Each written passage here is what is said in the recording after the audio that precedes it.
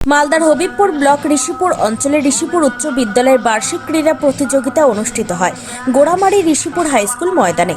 বার্ষিক ক্রীড়া প্রতিযোগিতার প্রথমে পতাকা উত্তোলন ও মশাল দৌড়ের মধ্যে দিয়ে অনুষ্ঠানের শুভ সূচনা অনুষ্ঠিত হয়।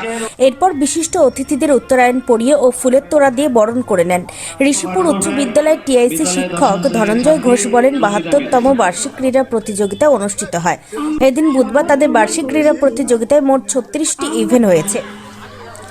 ছেলে ও মেয়েদের একাধিক প্রতিযোগিতা রয়েছে বলে জানা গিয়েছে। যারা ভালো খেলবেন তাদেরকে পুরস্কার দিয়ে পুরস্কৃত করবেন।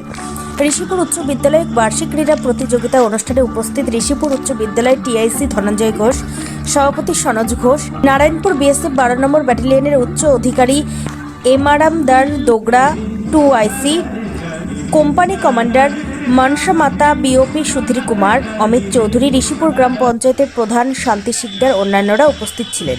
পূজা মণ্ডল, ফার্স্ট পল্লবী মণ্ডল, সেকেন্ড টুসু মণ্ডল, থার্ড পূজা প্রতিযোগিতা বিগত দুদিন ধরে হিট হয়েছে।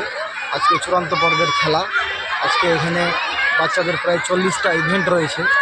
40টা ইভেন্টের উপর ফার্স্ট সেকেন্ড থার্ড হবে এবং বাচ্চাদের পুরস্কার বিতরণী অনুষ্ঠান আছে। আজকে আমাদের এই বিদ্যালয়ের প্রধান অতিথি হিসাবে ছিলেন 12 নম্বর বিএসএফ ব্যাটালিয়নের কমান্ডার।